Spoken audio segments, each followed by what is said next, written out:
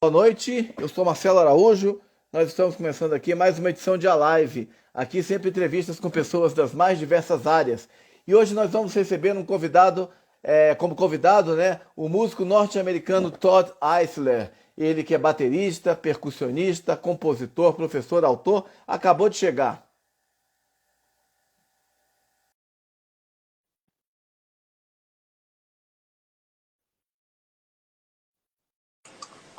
All right, Hi, hi here Todd. we are. Okay. How are you, my friend? I'm good. Good to see you. Good to see you again. Nice to meet you again. And thank you very much for accepting the invitation for talking about your career, about your music, about your drums, your percussion, your influence, about everything Thank uh, you for asking of me. your art. I Thank appreciate you you asking. very much. Okay, so let's do this way. I will ask you the question, and then you answer me, and then I will translate because there are a lot of people that will come that are Brazilian, and then I will do this. Okay? Sounds good. And I'll throw in a few Brazilian phrases, a few Portuguese phrases if I can. Okay. Uh, uh, All right. okay. Goat Dibbles is saying always some toad. Always some Thank time. you. Yeah. Yes. Thank you. Thank you very much for everybody who's coming now. Bom, vou falar para quem é brasileiro e tal.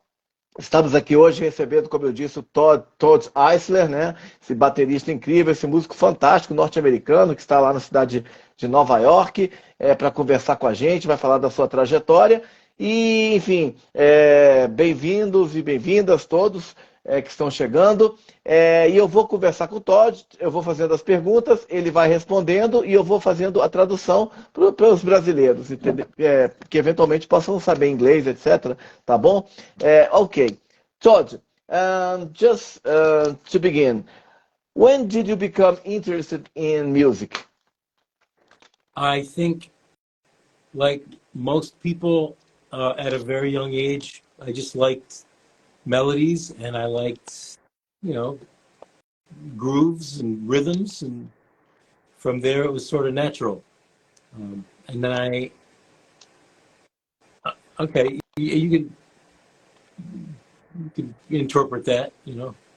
Ok, ok. Eu perguntei para o Todd quando que ele começou a se interessar com música e ele falou que como a maioria das pessoas, né, desde criança, né, e ele começou a se interessar, né, ouvindo melodias, ritmos, né, o balanço, né, da música e a partir daí ele, enfim, começou a gostar de música. Ok, and what attracted you to the drums and percussion? Eu não sei. It just aconteceu. It just happened. I in high school, I met in my second year of high school. I met some guys. One in particular, whose father was a musician, and also his father was like half African American and half Native American, and this guy turned me on to so much music. Just he was aware of a lot of music, a lot of jazz, a lot of world music. This is the first time I heard Brazilian music. I think there was an album called Batera Fantástica or something like that. It was like a samba school de samba album.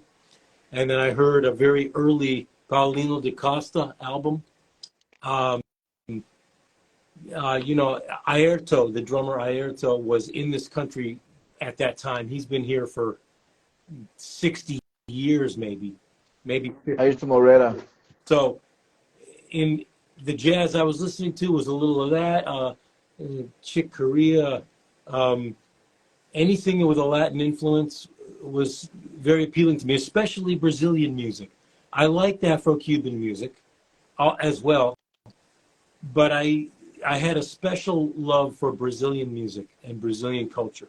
I can't say, I don't understand why. That's just what it happened. Okay.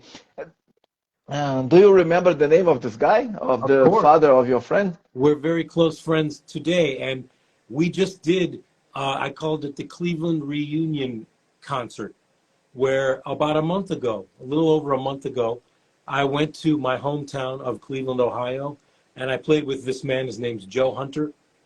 We've been friends since high school. And also a very well-known percussionist named Jamie Haddad, who's also from Cleveland, who plays with Paul Simon forever, for 20 plus years. And another great musician from, also originally from the East Coast, but lived in Cleveland when I was just out of high school. His name's Kip Reed. And a singer who was from the Deep South, Deborah Stewart, is a deep, deep soul blues singer and jazz singer who I met right out of high school. And we had this band with interchangeable musicians, but many of the guys I just mentioned. We had this band and we played a lot, and we did many things. So I had a reunion of this band since that. We haven't been on the same stage for well over 30 years together. So it was very special. A lot of love and a lot of spirit. Fantastic. And the name of your friend was Joe Hunter.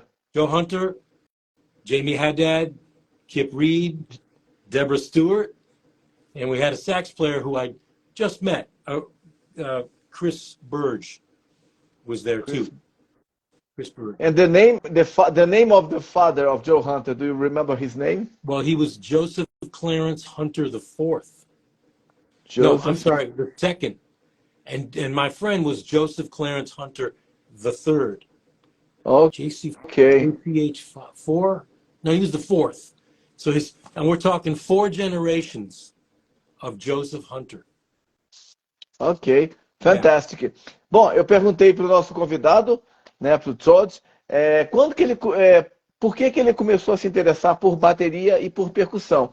Ele falou, eu não sei, né, mas ele contou, né, que quando ele estava ali no 2º ano da high school, né, que é o ensino médio, né, dos norte-americanos, né, ensino médio aqui no Brasil, ele conheceu um amigo que se chamava Joe Hunter, que tinha um pai que se chamava Joseph Hunter, the second. O Joe Hunter, que tem o mesmo nome, é o Joe Hunter the third, the fourth.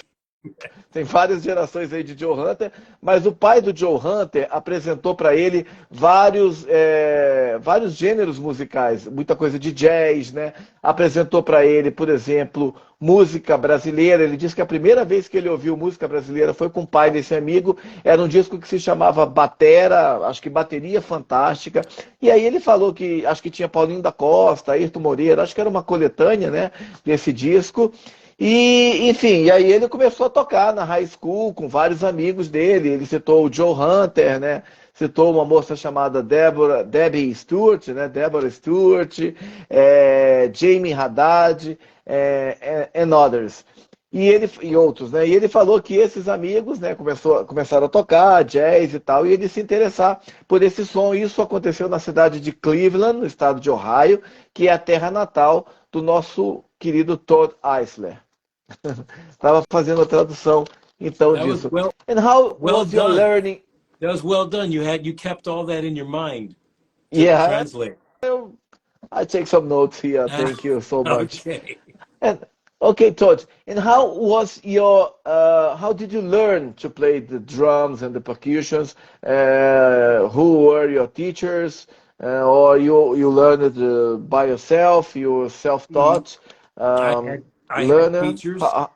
I started taking formal lessons when I was 10 years old or 9. A man named Don Friedman, who I'm still friends with today. And then from there, after high school, I took a year off, and I was listening to great musicians in Cleveland, one of which was Lawrence Jacktown Jackson, who was a great drummer, and there was a trio with Jacktown and a guy named Ace Carter, and also Lamar Gaines, who I think is still alive. And I went to hear them a lot. So we had an expression, when town get down, Ace is the place and Lamar ain't far. That was just what we said, to go hear these guys. So them, and then I had, you know, Paul Samuels, all these guys in Cleveland, these great drummers who, and Bill D'Arango, who was that's a whole other discussion. A great guitar player who was in New York in the 40s and 50s and played with very famous people. He was from Cleveland. We all learned a lot from him, Bill D'Arango. And then I went to Berklee College of Music for a short while, 1 year. And then I came back to Cleveland. I was working a lot. And then I knew I had to move to New York because that was the place to be for me. And so I moved here a little after that. And I also, through Jamie, I learned Mridangam. He introduced me to Ram Nadaragavan, who was a South Indian master drummer who was on sabbatical at Cleveland State. He taught us for about 4 or 5 years. So that was my interest in South Indian music. And the drum I play on, I don't know if you heard that on that gig. That's one of the drums. I'll show you. Okay. This drum, the monitor lizard drum. You put water on it, and you can squeeze it like a talking drum.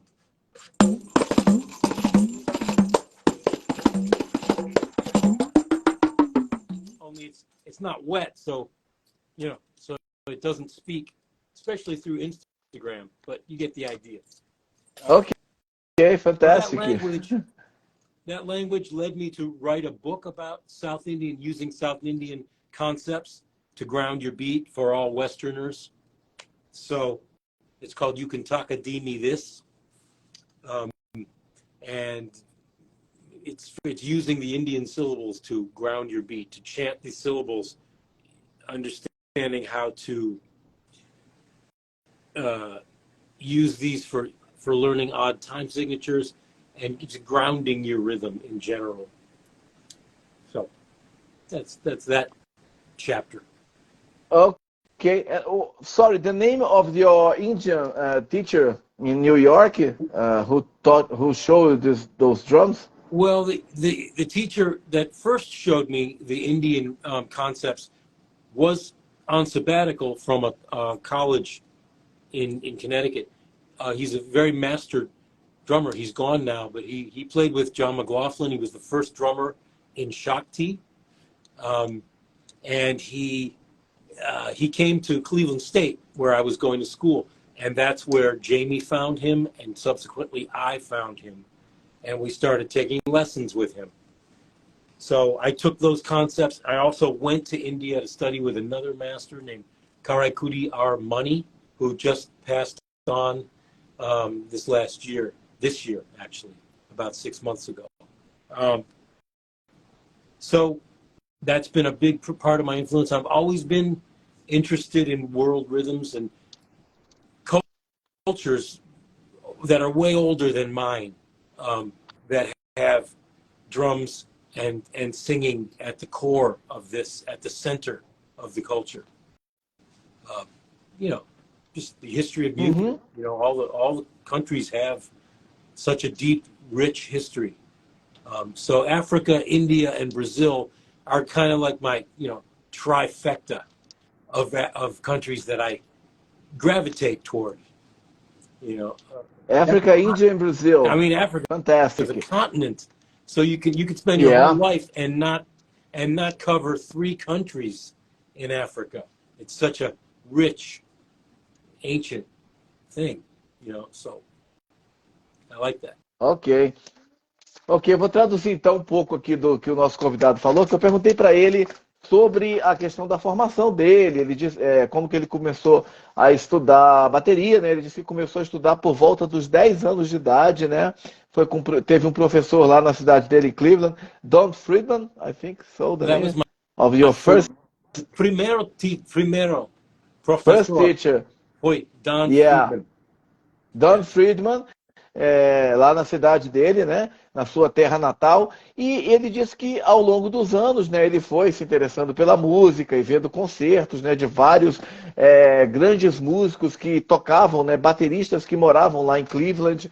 Inclusive ele citou aqui Bill Durango, um guitarrista, não é isso? A guitar player, que tocou nos anos 40 e 50, bastante na cidade de Nova York, e depois foi para Cleveland. Havia vários bateristas importantes lá, e o interesse dele pela percussão, que aí extrapola as fronteiras dos Estados Unidos e vai para outros países, outros continentes, começou em Connecticut, quando ele teve contato com um professor lá indiano, que começou a mostrar para ele as possibilidades rítmicas e de vários instrumentos lá da Índia, né, desse país gigantesco, né, que tem uma cultura muito antiga e muito vasta, e também uma música muito forte, a música indiana. Podemos citar, por exemplo, Ravi Shankar, né, um músico indiano muito conhecido, mas há outros, né, percussionistas em vários outros instrumentos, cítara.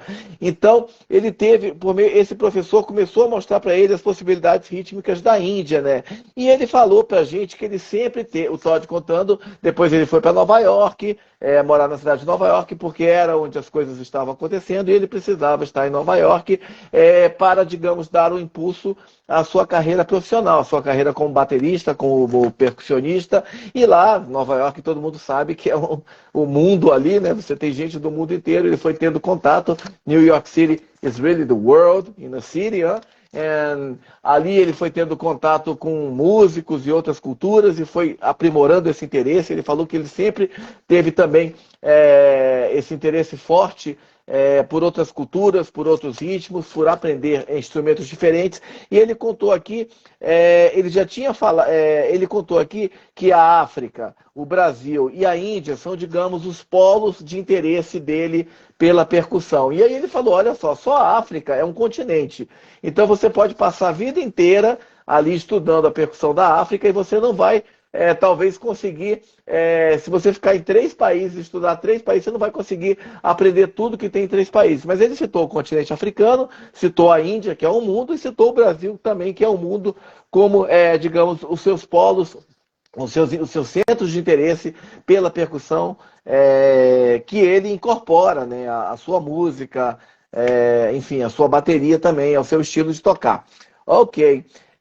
Bom, you talked about some drummers in your hometown. I'd like to know about who are your favorite drummers, which drummers influenced you, jazz drummers or other style drummers and percussionists too? I was afraid you would ask me that. That's almost an impossible question to answer, because I am very open-minded when it comes to music and when it comes to drummers. It amazes me. I've been in New York for many years, and I'm almost every week I hear about a new young great drummer, and I hear them play. There's just so many. I can't even name names. If I start naming names, then I'll feel like I'll leave out 100. But I try to stay up on, because I have a heavy R&B funk influence. So there's that. In the modern jazz drummer, I like guys who can do everything, who feel everything. But not every drummer is like that. Most drummers do one thing or a few things better than other things.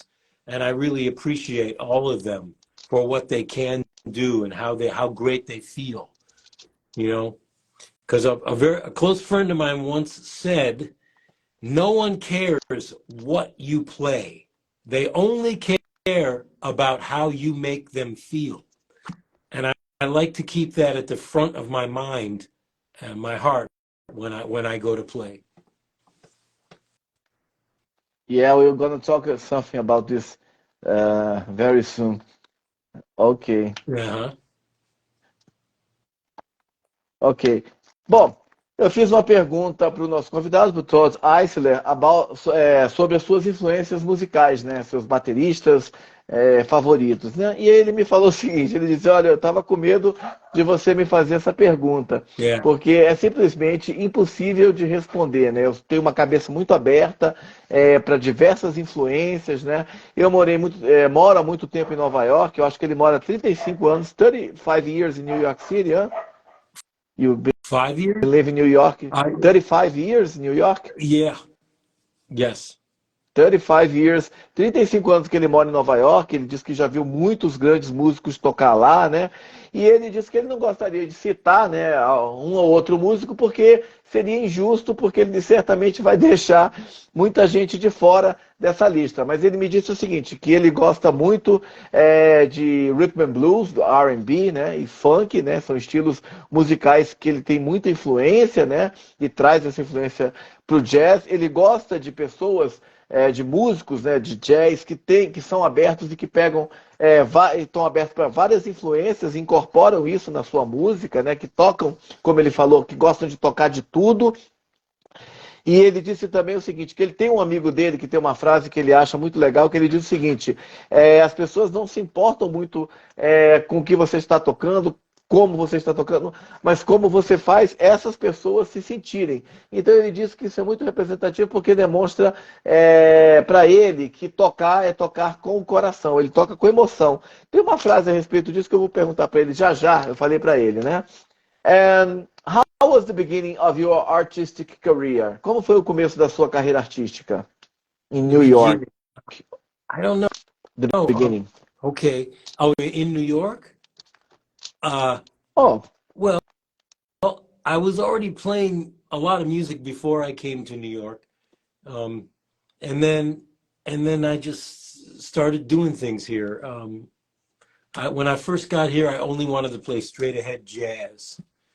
But the world influence that I already had, and my R&B thing too, pulled me in other directions as well. For example, ok. Stevie Stevie Wonder. Stevie em grande influência a minha alma, no minha alma, not na alma. I mean, as much as anyone in my life, he's very special to me. I can't explain it, but anyway, Ok, um, fantastic. yeah, Stevie is a genius. yes, and I love his music. I just everything about his music and him as a person um, is important to me. Um, and and many other people, music's influences. Um, I had some really good teachers in New York. Adam Nussbaum is one of them. I only had a few lessons with him, but it was more about going to hear guys like Adam play. I would go to, there was a famous club that just closed like last year called 55 Bar in the Village, in Greenwich Village. And when I moved here, it was just getting to be the hot place for a lot of jazz. And so I used to go hear Adam a lot. And many great drummers went through there. I like Steve Jordan a ton. Stevie Steve Jordan. Jordan. Yeah. Yeah, when my students ask me, how do I hit the drums? How are you supposed to touch the drums? Como se toca the instrument? I give them two names, Steve Jordan, depending on the style, or Jack DeJohnette. Jack Jack DeJohnette. DeJohnette. Ok. He's another big love of mine on the drums. And in the modern day, Brian Blade is a very famous guy. He's a beautiful musician. All drummers, these guys. So, a lot of them are coming to mind, but I don't want to just drop names for the next 20 minutes. Ok, yeah. Your teacher was Adam, his surname, He was a his little bit last name? Nussbaum, Adam Nussbaum. Nuff, Nuss, Nuffbun. Nussbaum. Yeah. Enough Mm-hmm. bun. Okay, and then you came to New York. You've been playing a lot before coming to New York City, Yeah. and then after in the Big Apple, your career became uh, faster in the clubs and everything, all those places, Clubs né? and you know we were doing tours. There was a funk band I toured with early on called Mr. Thing and the Professional Human Beings. Mr. Fame and the Yes, professional human beings. melhor coisa, e professional human beings. Okay. Really funny name, but we toured a lot in Germany and uh, uh, yeah, Scandinavia. We had a lot of fun. Um, and what else? Oh, lots of different little bands that I went around with. Uh, you know, I think people could go to my website and see some videos or, you know, in fact, there is a, like I was saying before, that reunion concert I did in Cleveland is on my Facebook page. There's a link to it. You just have to click on the picture and the whole concert will come up. I think it starts after 16 minutes. This is the special concert with my old friends. I'm glad it's documented because it was so much fun, you know. Um, when I came to Brasilia, right before I came to Brasilia, I did one gig in Sao Paulo with Lupa Santiago, the guitar player. I met him and Cisão Machado at João the Machado. yes, and I became friends with those guys at the Civebra convention 10 years atrás, 10 anos. Um, and Lupa Santiago and Cisão Machado. yeah, and I went to visit Cisão at his house this last trip, and Uh, we had a lot of fun. So he plays drums too. He even played. I oh, have video of him playing drums. He's just a great musician and a great guy. So that happened this last trip. So anyway, fantastic. Lupa's trying to maybe hook up a festival in Sao Paulo in the spring, in our spring, like April, May, March, April, somewhere in there. So we'll see. I hope, you know, I hope it happens. It's gonna be you, Lupa, and Cisão Machado. Well, I wish it could be him. I hope it is, but we'll see. You know, a lot. You know how there's a lot of moving parts, as you can imagine, to make a trip to Brazil happen, and a festival hookup. You know, but you know, Okay, I'm definitely we'll coming very back. soon. But I have to tell you that the main guy that made all of this possible is Osvaldo Amorim. Osvaldo Amorim, Yes. I met him in New great. York City, both Jenny and I, my wife Jenny, she's the saxophone player, and flautist. We met Osvaldo in the late 90s when he was in New York getting his master's degree in college at Manhattan School of Music. And he's such a wonderful human being. We're very lucky to know him. And he brought us to Brazil. It's really because of him that all of this happened. Many trips to Brasilia have happened now because of him. So Fan- we're so grateful. Thank you. Osvaldo is really very wonderful musician, Yeah, very good musician, and a very kind human being too. very Fantastic kind guy. indeed. Indeed, he is. Yeah. Yeah. Ok. Bom, eu vou falar então aqui um pouco do que a gente conversou com o Todd, né? Que eu estava perguntando para ele sobre a carreira dele, né? Como é que foi, se engrenou antes ou depois, né? Quando ele chegou a Nova York, ele falou que na verdade já estava tocando bastante antes de chegar em Nova York, né? E quando ele chegou na cidade de Nova York, ele teve a oportunidade de participar lá do circuito dos clubes, chegou a ter aula com Adam Nuthbaum, que foi um seu professor de bateria, né? E aí ele voltou, aproveitou para falar um pouco novamente das influências, né? Dessa vez ele citou dois bateristas, né? Que ele falou que ele já viu, que ele viu tocar e que são referência para ele, né? Um é o Steve Jordan, né? Um grande baterista, né? Toca com os Rolling Stones, não? Who? Steve Jordan, Yes. with the Stones. I guess he's playing with the Yes. Stones. He took over for um, The place of Charlie Charlie Watts. Watts. Thank you. I blanked on his name. Ok. Yes, but way O Steve before Charlie Watts, I mean, before that situation, he was a, you know, ótimo baterista. I mean, very, very great. There's another guy now named Nate Smith who plays somewhat like him sometimes. He's deep drummer. I like him a lot too. Ele citou agora o Nate Smith, também falou. Então, ele estava falando do Steve Jordan, né? Que ele falou assim que quando os alunos dele perguntam, his students, perguntam para ele, Todd, como é que eu devo tocar minha bateria? Como é que eu devo, digamos, bater lá na bateria, tocar, né, a bateria? Ele falou que ele tem duas referências que ele cita. Um é o Steve Jordan, baterista fantástico, que está tocando já há algum tempo com os Rolling Stones, substituiu, infelizmente, o saudoso Charlie Watts. Já quando o Charlie Watts estava bem ruim do câncer, né, já estava bem debilitado, o Steve Jordan já estava substituindo, né, e ele aproveitou e fez um elogio ao Charlie Watts, né, imortal baterista aí dos Rolling Stones, que foi batera dos Stones por quase 6 décadas, né, citou o Charlie Watts como um grande músico, né? E citou também Nate Smith aí, que tem uma pegada parecida. Então, um baterista foi Steve Jordan e o outro Jack DeJohnette, que também é um baterista de jazz fantástico, muito bom, que já tocou aí também com muitos, com que tem, there's a fantastic video, I think it's Jack DeJohnette and Keith Jarrett, and I don't remember now the bass player, but it's a very good video. Ele falou então desses dois músicos, né, o Jack DeJohnette, e falou também do Steve Jordan.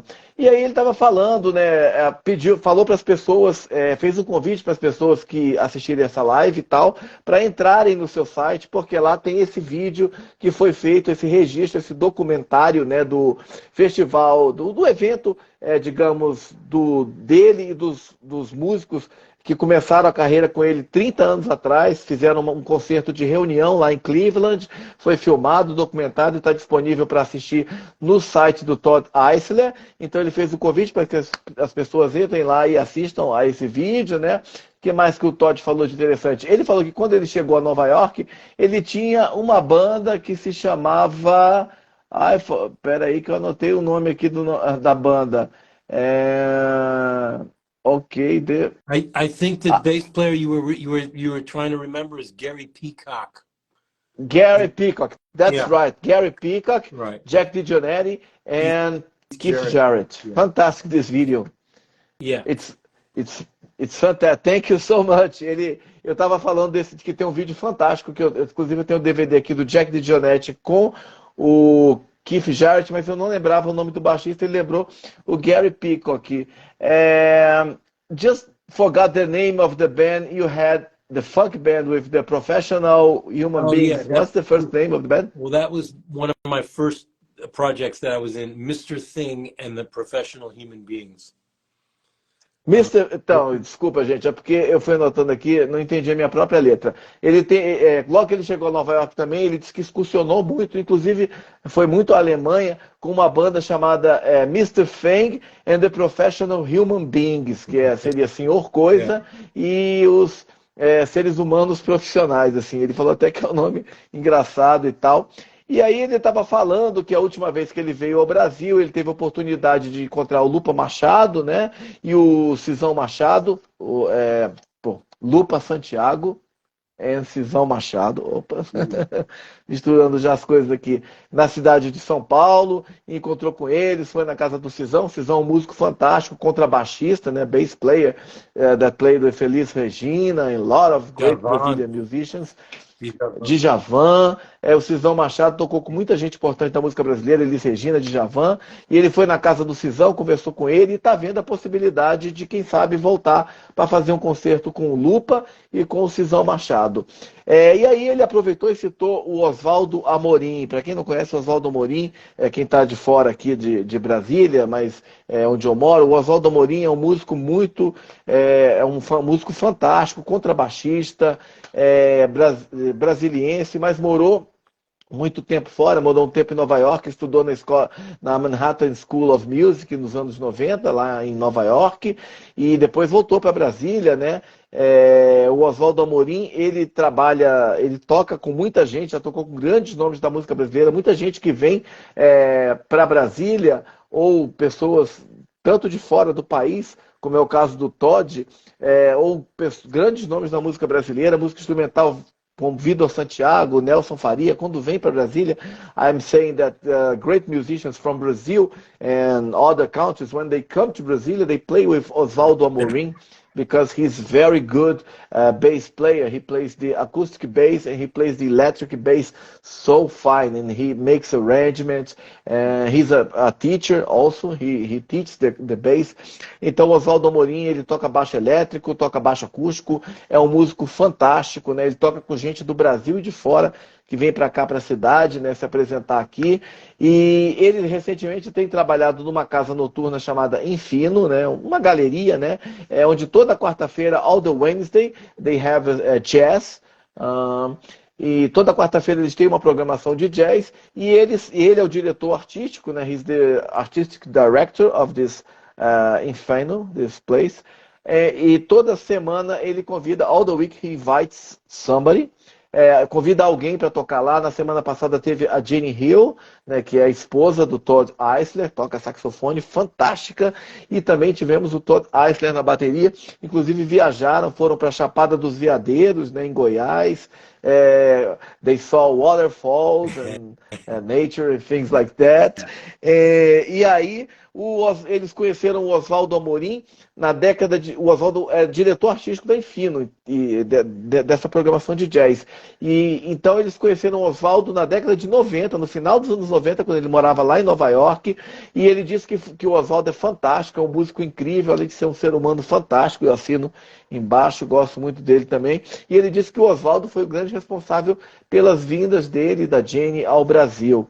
Bacana demais esse reconhecimento desse músico fantástico para outro grande músico, Oswaldo Amorim. Se nos ouvir aqui, um grande abraço para você, Oswaldo. And all right. And you play along your career with a lot of musicians. You played with Joe Lovano. I will read some of the musicians you played. Ivan Neville from the Neville Brothers. Yeah. And Mike Gordon, Beth Buckley, Al Cooper, Melvin Sparks, Dave Liebman, Steve Turry, Jack McDuff, and many others. And what did this experience of playing with so many different artists brings as background to you? Eu falei para ele o seguinte: ele tocou ao longo da carreira dele com vários músicos importantes, como Joey Lovano, saxofonista fantástico, Ivan Neville, que é do Neville Brothers, um grupo de soul e funk fantástico, Jack McDuff, organista. E eu perguntei para ele o que significa para a formação dele tocar, para a bagagem musical dele, tocar com essas pessoas. So what does it mean to you?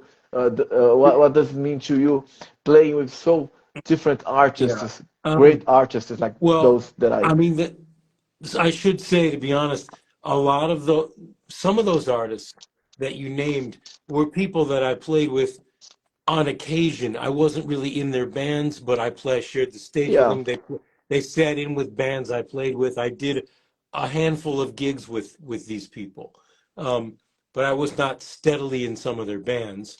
One guy who I was in his band for 6 years. That was Mike Gordon. He's the bass player from Fish, which is a very famous band in the United States, a jam band in the United States, and that was a lot of fun. Because he gave the guys in his band a lot of freedom to be themselves, so I really appreciated that. And Ivan Neville would sit in with us sometimes on the circuit while we were on the same tours. So that's how that happened. I've done a few things with Joe Lovano, but a few things also with his wife, Judy Silvano. A little recording with those guys. So I think, to answer your question, I think it taught me to be very open-minded. When I go to play with all these musicians, You know, everyone's, they do different things and they have a different essence of who they are and how they play.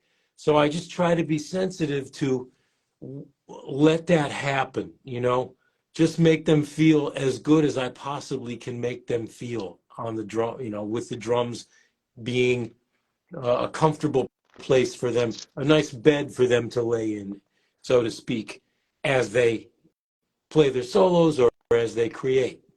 You know, just try, you got to give people what they need and what they want. And what they want is always not what they need. That's an interesting thought.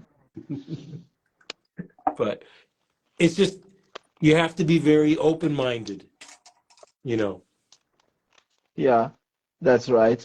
Eu perguntei para ele o que significa, sobre ter tocado com essas pessoas, citei o nome de vários artistas, ele falou, olha, alguns desses eu não necessariamente fiz parte da banda deles, né?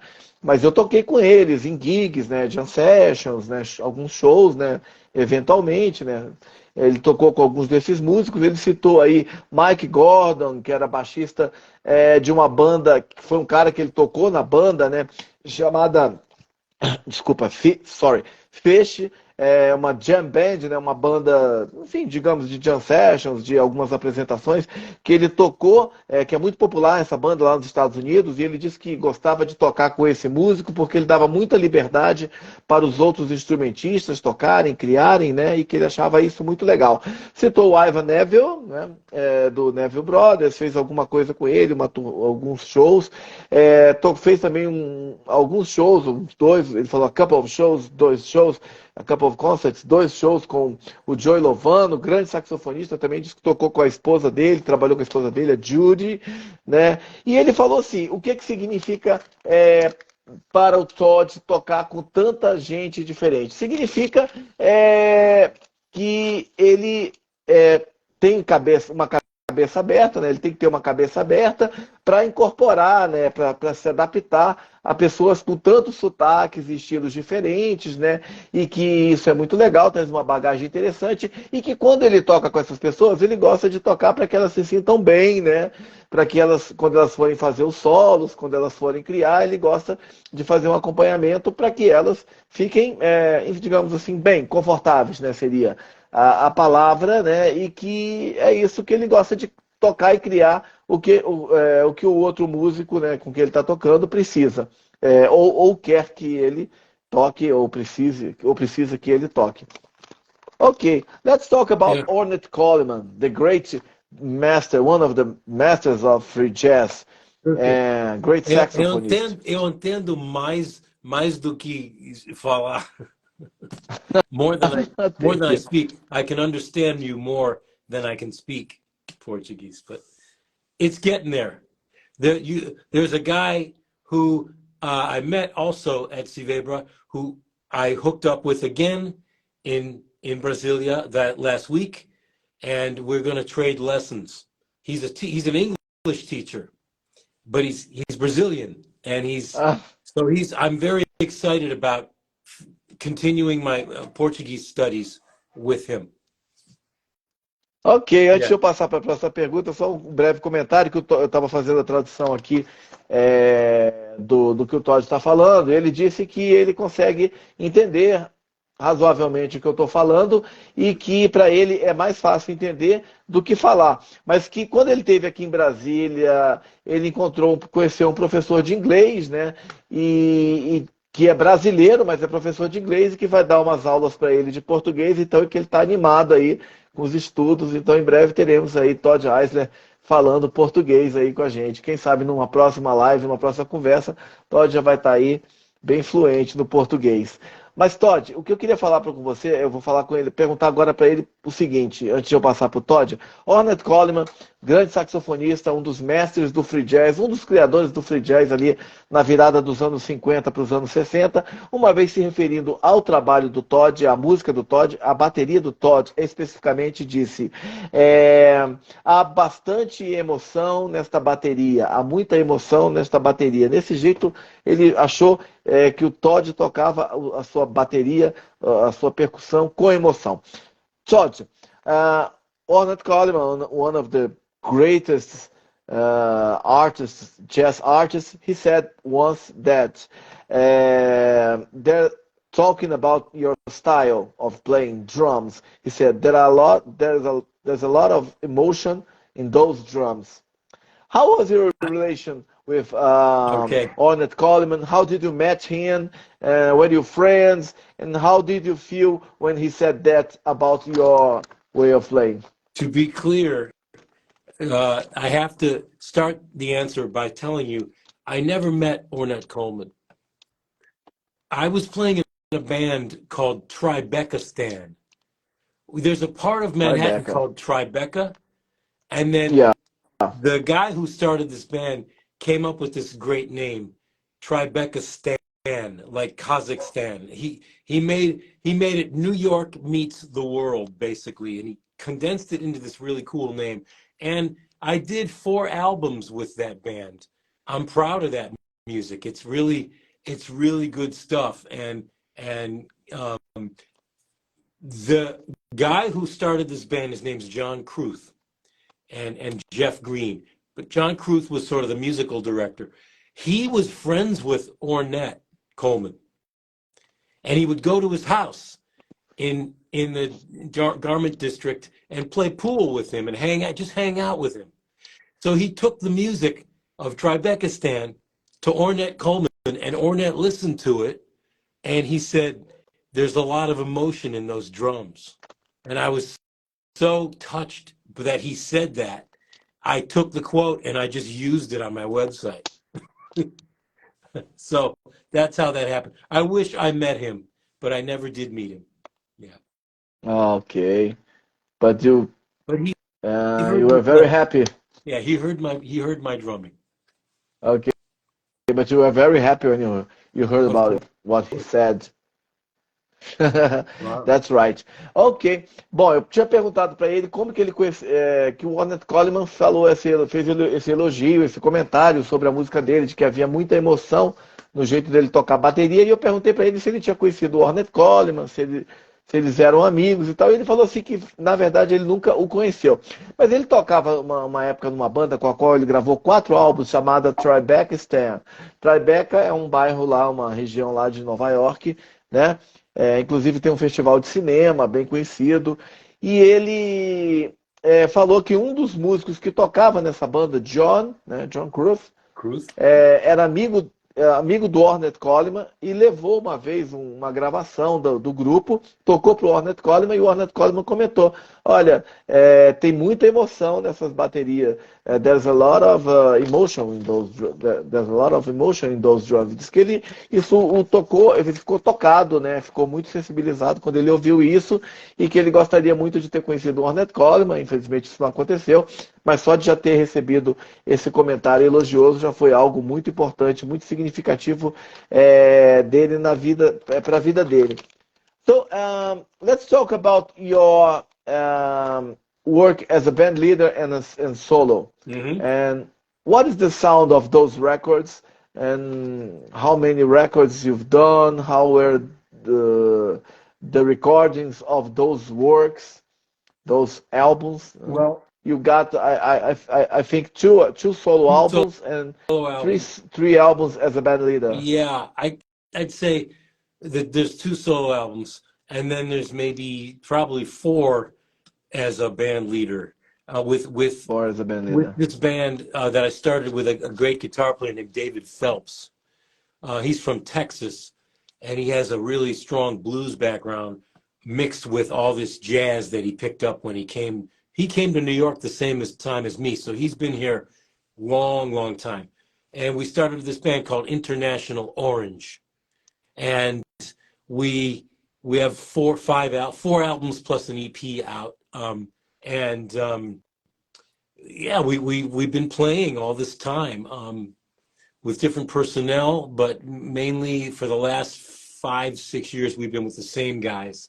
A great bass player named Leo Traversa, and a great keyboard player, piano player named Adam Morrison. So um, yeah, International Orange has been a lot of fun. We all write for the band pretty much, and Yeah, we just did a concert in my home, in my this little village where I live, just before I left for Brazil.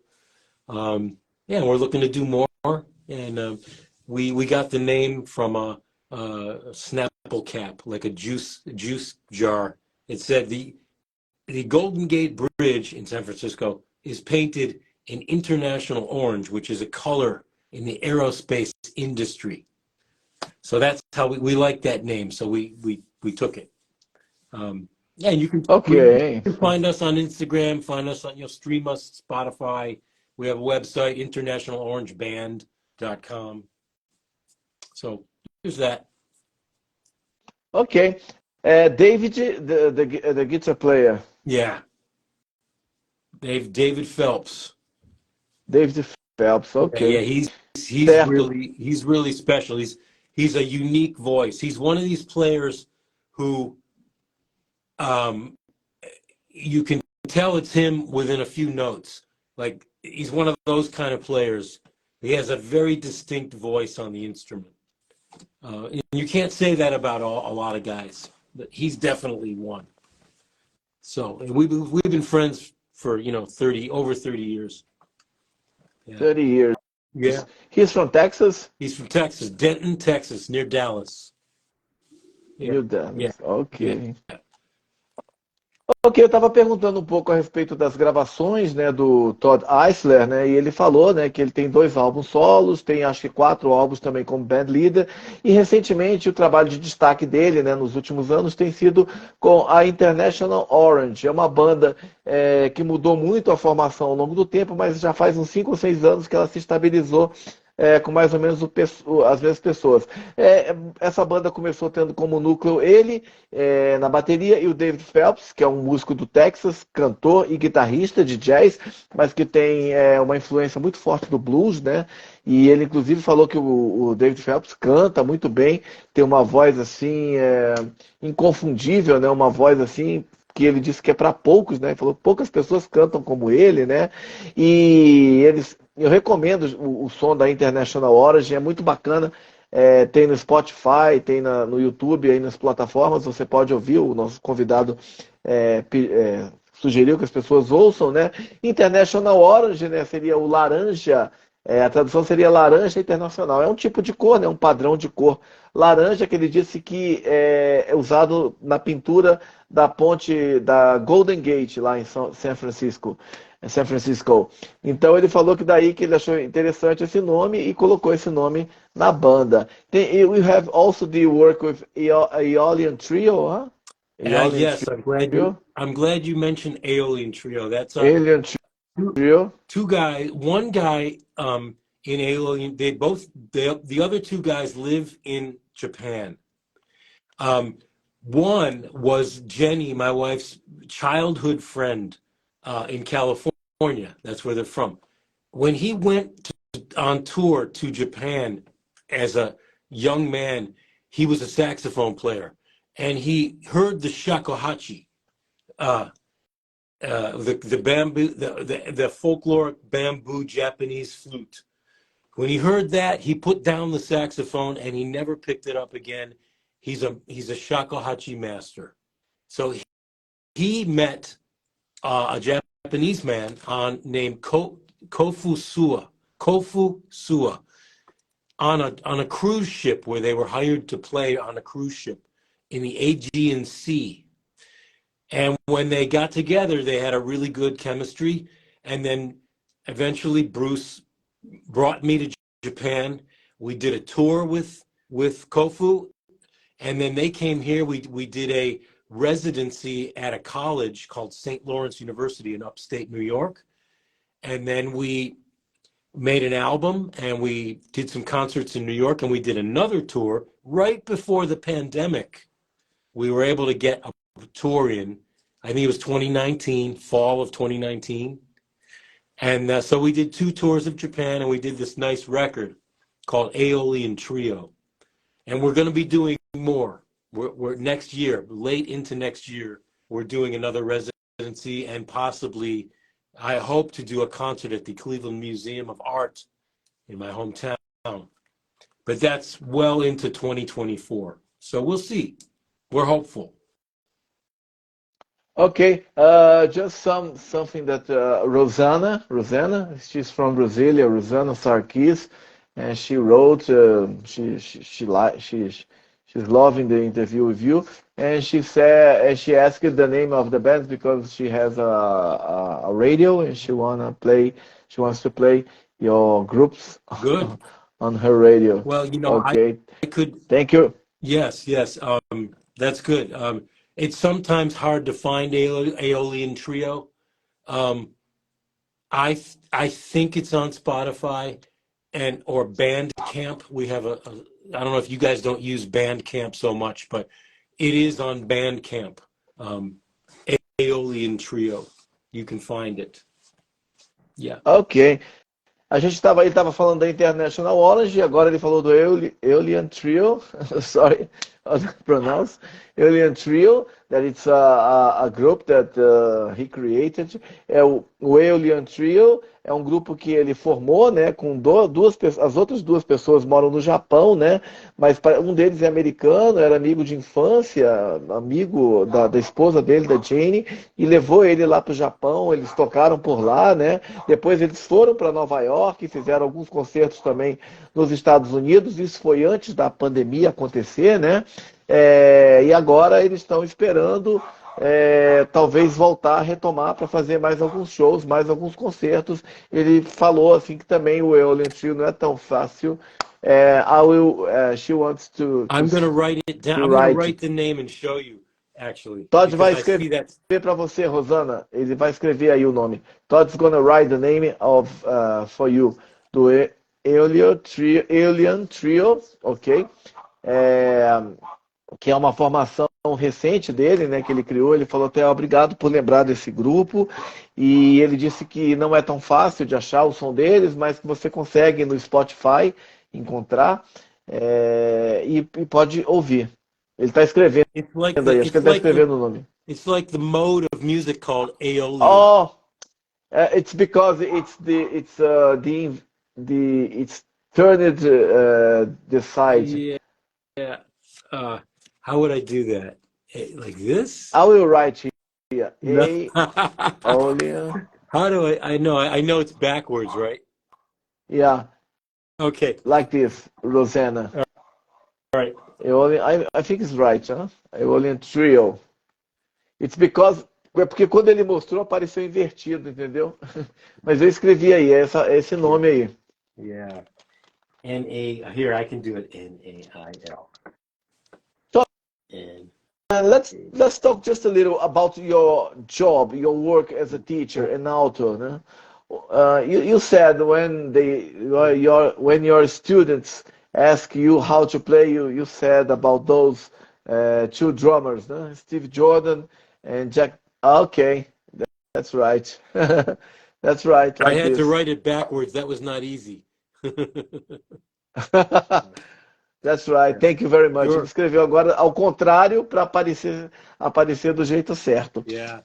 É, eu perguntei para ele agora um pouco sobre your work as a teacher. What do you try to show to your students when they come to you and asking you how to play drums? What do you think is important to a student to learn? I I have a pretty specific philosophy. I want it to be fun for the student. The very starting place is I ask them what they like. What kind do you like? Why do you want to play drums? What does it make you feel like? And I start with a song that they like, just one song, and that is the jumping off point for learning technique and concepts and everything else from there. But I give them a thing that they can do that that makes them happy. Even if it's the most simple beat, we start there. And if they show an interest in jazz or world music, fine, I'll go there too. I tend to try to steer them in that direction. You know, I've turned a lot of students onto Brazilian music, to samba, for sure. Uau! Hmm. Ok, eu pergunto. eu perguntei para o Todd Eisler quando que ele também, além de ser esse músico fantástico, né, que toca mundo afora, ele também é professor, também viaja mundo afora. Inclusive, eu conheci o Todd há 10 anos, quando ele veio ao Brasil para o curso de verão da Escola de Música, né? Na ocasião, assisti a um show do Todd lá, comprei alguns discos dele, conversamos e depois, alguns anos depois, nós nos reencontramos. I was saying that I met you, the first time I met you was 10 years ago at Civebra, Right. the summer classes from Brazilian Music School. And that I saw you playing, bought some of your CDs, and all right. But what I was saying is that you are a very great musician that plays alive, but you are also an important teacher, music teacher. Então foi isso.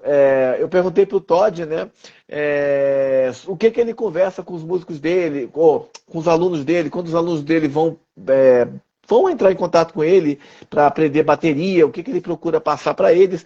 E ele falou o seguinte, que ele pergunta primeiro assim, que tipo de música que eles gostam de ouvir, né?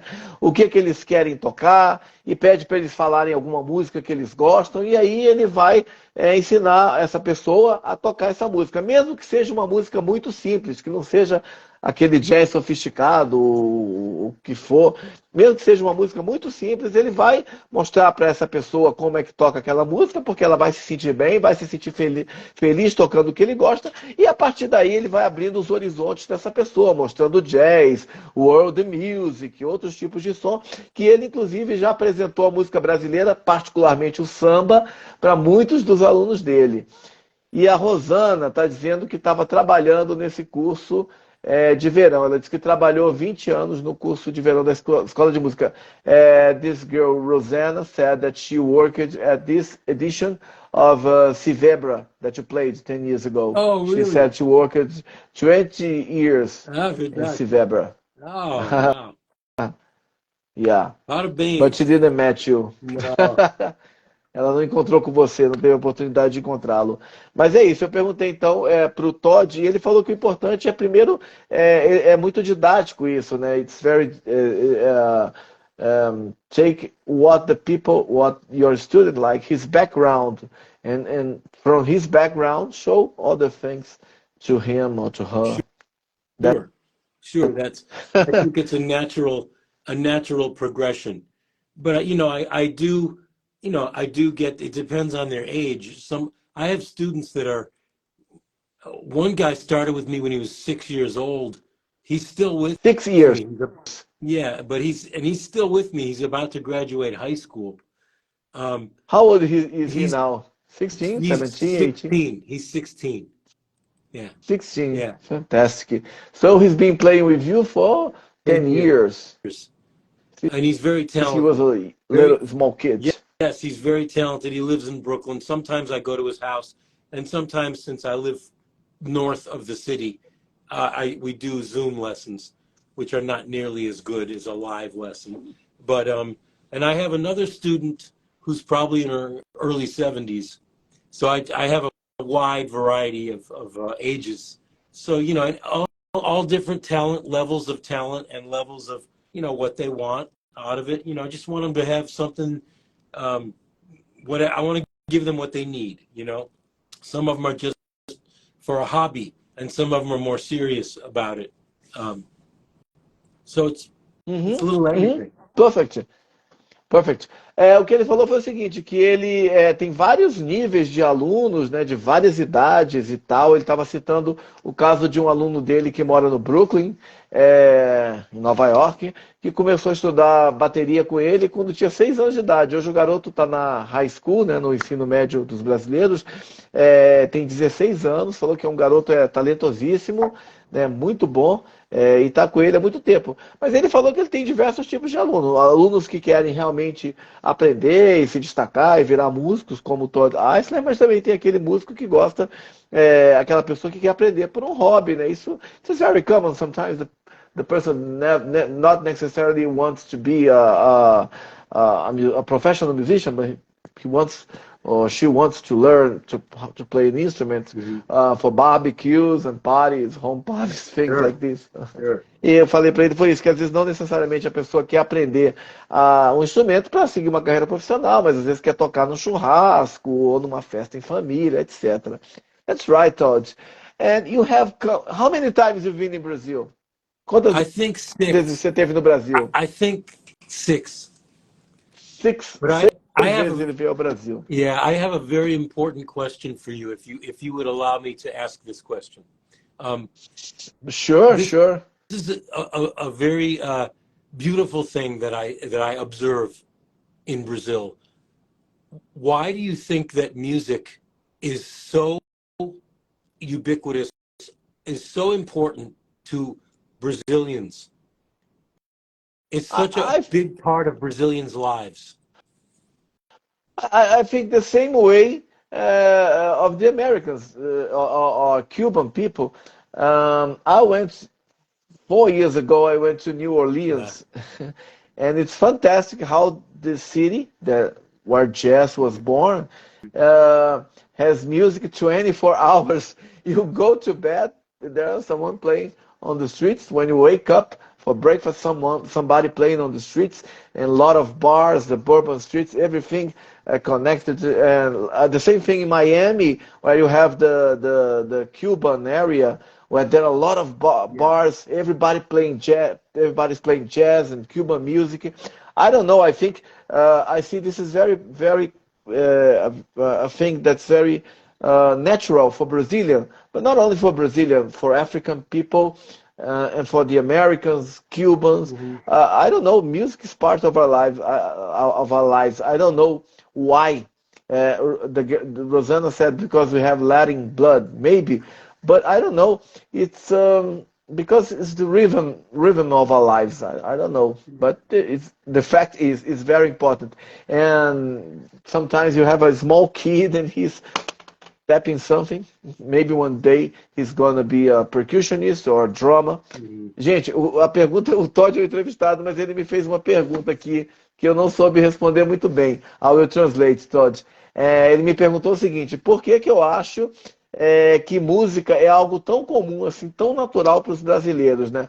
E eu falei, olha, eu acho que pela mesma razão que é para os americanos, como é para os cubanos, para os africanos, né? Algo tão natural assim. E eu contei para ele que eu fiquei impressionado quando eu fui a New Orleans, alguns anos atrás, de como é uma cidade assim que tem música 24 horas, né? Você vai dormir e tem alguém na rua tocando, você acorda de manhã para tomar café, tem alguém na rua, a Bourbon Street e outras ruas, né, pegando fogo assim, quase que 24 horas, com bares tocando jazz, funk, soul, rhythm and blues. Se tem também o caso de Miami, onde você tem um bairro cubano lá, que é fantástico, eu recomendo para quem não conhece, quem for lá, que tem várias casas tocando música uma do lado da outra. Então eu falei, eu não sei explicar, né? O fato é que aqui tem essa coisa, a criança pequenininha já começa a batucar alguma coisa, e um dia pode ser que vire um percussionista, um grande baterista. I don't know, I don't have the answer, Todd, but I don't know why, but I think maybe it's in our blood, I don't I know. think one thing that comes to mind in all cultures, everybody goes through a lot of adversity, a lot of difficult times. In Brazil, maybe I'm romanticizing it or something. I could be, but it seems to me that huge populations of people in Brazil have music to help them through the Yeah. history of Brazil. And, we all have interesting histories in our country. And, you guys went through some very, very difficult times. And music seems to be the thing that keeps people, strong, Keep us keep us alive. alive. So Yeah. much so in Brazil. It's such a beautiful thing to me. I mean, we would never have a minister of culture that was a musician like Gilberto Gil. That's the And cool, to me, the coolest thing in the the world. That's the coolest thing in the world, that Gilberto Gil was the minister of culture. We never had someone like that in an now we have official position like that. and now we have another minister that is a singer, Margarete Menezes. Our nowadays Minister of Culture is Margarete Menezes from Bahia, Yeah. like Gil, and she's a singer and composer. And it's very good to have another artist because we have 4 years only of destruction in this country with the last president that was terrible. We had the same. We had the same 4 years, and it was with disgusting. Trump. Yeah, it was But we disgusting. He made it through destroyed it. everything, Yeah. the culture, the health, the public health, everything, education, the science. But now we're back to civilization. Yeah. And Margaret Menezes, you talked about Gil, fantastic. But now we have Margaret Menezes, another singer, and she's a very popular singer in Brazil. Pessoal, o que o nosso convidado falou foi o seguinte, sobre aquela pergunta que ele me fez, né, que eu não soube muito bem responder. Ele disse que ele não quer romantizar, né, a situação do Brasil, né, a situação de pobreza, longe disso, mas ele falou assim que o nosso país, assim como os Estados Unidos, o Brasil tem passado, não de hoje, mas ao longo de sua história, por momentos muito difíceis, né? Momentos muito complicados, né? E que a música talvez seja uma forma, né? Que as pessoas têm de resistência, né? Resistance, to resist, né? De resistir, né, a essa situação, de se manter vivo, de se manter forte, de mostrar estou aqui, né? E música é alegria, mas também fala de tristeza, fala de várias coisas. Foi mais ou menos isso. Jenny Hill is here. Lick the horn. Welcome, Jenny. Jenny, come down here and say hello to Marcelo. Yeah, come. And I will invite Jenny for this live too. Come on, come. I met her. Come on down. You're the next contestant on The Price is Right. Ok, eu estava falando o seguinte, a Jenny Hill, a esposa dele, saxofonista fantástica, que tocou com o Todd, com Oswaldo Amorim, do qual eles são amigos, nas 2 últimas semanas que eles passaram aqui no Brasil. Ela acabou de entrar na live e ele falou para ela, Jenny, vem aqui dar um alô para o pessoal. E eu falei para ele que I want to invite Jenny also to that live interview. Falei que eu quero convidar também a Jenny para participar. Eu acho que I hear footsteps. Ok, ele falou que ouviu passos, a Jenny Hill. Ok. Anyway. A esposa dele, fantástica, instrumentista fantástica, grande saxofonista e flautista também, compositora. Here she is. She's here? She's here. Yeah, he did. Yeah. Say hi or hear the interview. Yeah. Hi, Jenny. Hello, how are you? How are you? Thank you so much. It was fantastic, that concert in Brazil. I saw you at Infino. I talked to you very quickly. But it was fantastic. I was talking about you, saying that you are a fantastic sax player and flute player too, composer, teacher. Thank you so much. And that I want to invite you to this live too, to maybe next week if you have the time. Thank you, Marcelo. Yeah, sure. It'll be fun. Okay. Yeah, Brasilia, Pessoal, it's such a beautiful city. How do you say? Cidade maravilhoso. Cidade maravilhoso. Boa. But you know, Com gente boa. Man, we drove to São Jorge, which was very special. Chapada dos Veadeiros. Yeah, Goiás. Do Segredo. Goiás. How do you say water fountain? Oh yes, Segredo. Cachoeira Segredo. Yeah. Do Segredo. Yeah. Waterfalls of Secrets. The secret waterfall. That's one of hundreds, obviously hundreds and hundreds of waterfalls in the park. In that park, I forget the name of the park. It's in Goiás State. Yeah. Okay, Zeli, she's a photographer for São Paulo. She's saying, good evening, friends. Hi, Zeli. Ana Pimenta, journalist, also send a message. Oh, thank you so much. Jenny estava falando aqui, eles estavam falando que ela falou que Brasília é uma cidade que tem as pessoas são muito, ela teve em Brasília, é uma cidade que as pessoas são muito legais e uma cidade muito bonita. E eles aproveitaram a vinda a Brasília para ir também à Chapada dos Veadeiros, né, que é onde tem algumas cidades próximas a Brasília, acho que uns 200 quilômetros. Eu nunca estive lá, mas é próximo de Brasília e tem muitas cachoeiras, muita natureza. Ele falou da Cachoeira dos Segredos, que eles foram lá entre centenas de cachoeiras, né? Eles conseguiram conhecer algumas e eles estavam falando que ficaram fascinados. Anna, she's a journalist from Brasilia. Because, let me tell you, Chapada dos Veadeiros is very famous because people say that there are UFO there. She's asking if you saw some UFO at Chapada.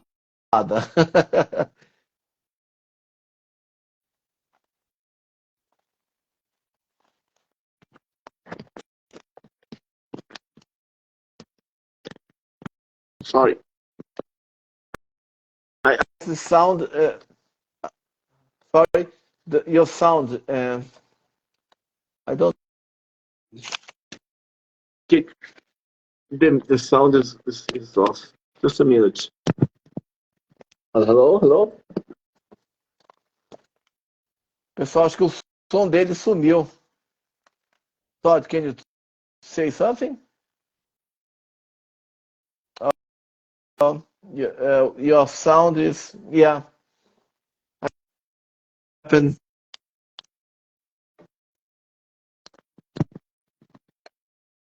Okay. A minute. I guess the sound is over. Okay. Can you hear me now? Yeah, now I can hear you. I don't know what happened. I had a friend that kept repeatedly calling me on FaceTime on Facebook, and I had to keep hanging up. So I guess, okay. I guess he got the picture. Okay. Then he went to call me and tell him to stop calling me. Okay. So she was asking if you saw some UFO there. Oh, you know, because I really wanted to see a UFO, but I didn't see one.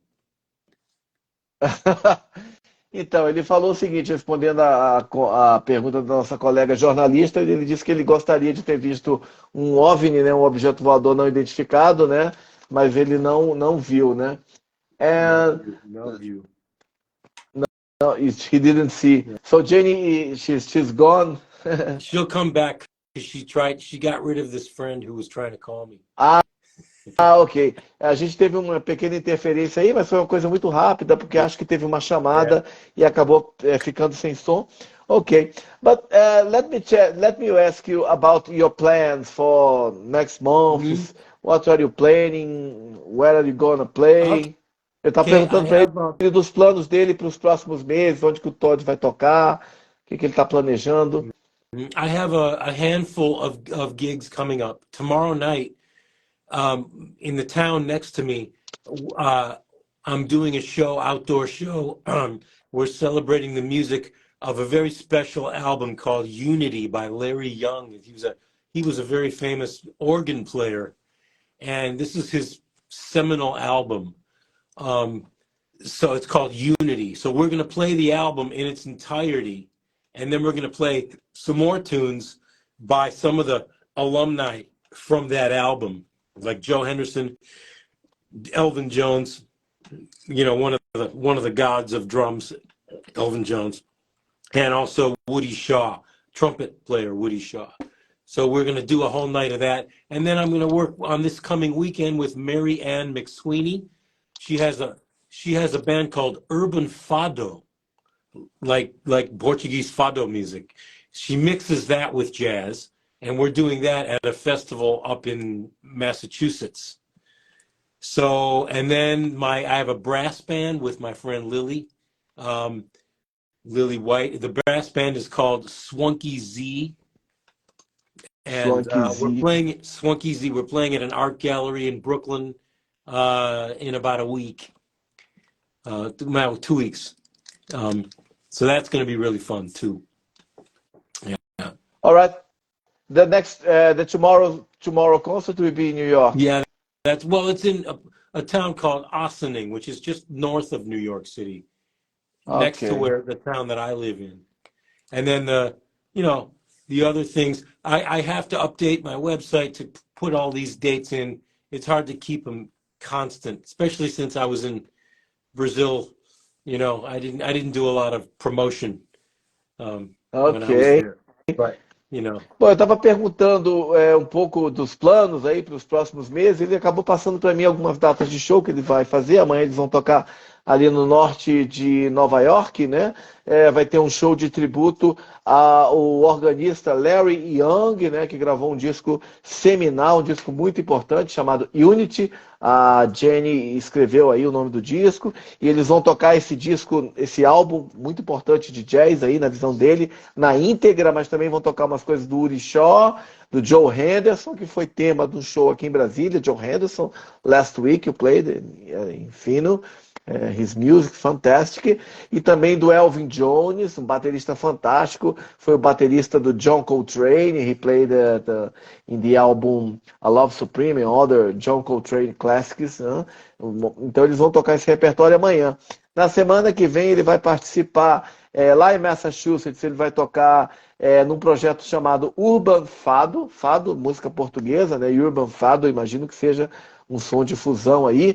E depois ele também vai tocar nesse projeto aí Zunkizi, que é uma banda de sopros, né? Isso vai ser no Brooklyn, Nova York também, daqui a umas 2 semanas. A Jenny tá colocando o nome certinho aí pra gente. Todd, Swanky Z is modeled after a brass. It's a brass band with drums and brass, very much like something you heard in New Orleans. ok. Yeah. Ele está falando que é uma banda de bateria, né, percussão e sopros, né, que ele falou que é um som muito semelhante ao que toca em New Orleans. Yeah. New Orleans or New Orleans. Or if you're from there, Ok, fantastic. if you're from there, you're allowed to say New Orleans. Ok, But I'm ok. not from there. Walking to there's a song from the guy who played the piano, Walking to New Orleans, Fats Domino. Fats Domino. Yeah. Fantastic piano player, singer.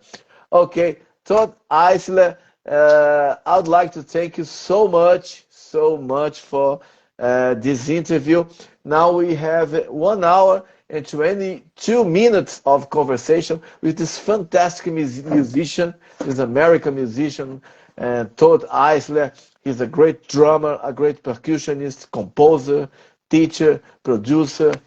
He is fantastic, and he has some albums. I suggest that you listen to his solo albums. I bought 2 albums of Todd I have in my home here, but he also has the Aeolian Trio that he talked here with some guys that live in Japan, and the International Orange, fantastic group. Everything you can look there in Spotify, né? You can find them. Yes. You can find all those records. I suggest you to listen to because they are amazing. Todd Eisler, thank you so much. You are very kind. Thank you so much for being here today, talking about your music, your influence, your background, your shows, your recordings. It's fantastic listening to you because you talk sometimes in a very philosophical way, in an emotional way, not only in a technical way. I know that you are a fantastic, amazing drummer, but you also have soul. You also have a heart that beats in your drums, and it's fantastic. I hope you come, you and Jenny. Thank you so much to Jenny for appearing, and I will invite her. She will be here very soon to talk about her music too. Thanks to Jenny, Liquid Horn, thank you so much.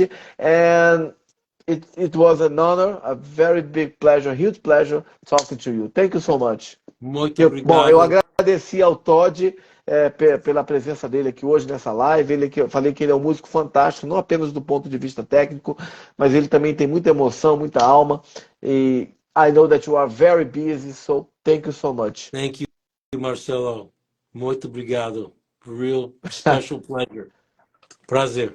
Ok. Thank you so much. Come soon to Brazil I'm again. coming back. I am coming back. Mark my words. I am coming back. So I'll let you Okay. know. All Okay, right, my thank you so man. much. Be well.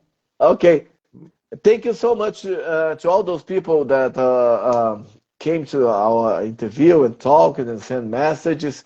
Eh, Thank you so much, people. Queria agradecer a todas as pessoas que entraram nessa live aí, que mandaram mensagem. Rosana, Ana, Gilson, and many others. Thank you so much. Jenny, ok? Thank you so much. E o Todd falou que ele espera em breve voltar ao Brasil e que ele vai fazer ele vai nos avisar quando isso acontecer, que será em breve. Falou que foi um prazer participar dessa live e conversar com as pessoas. Thank you very much, my friend. See you very soon. Tchau, tchau, gente. Tchau. Obrigado. Obrigado.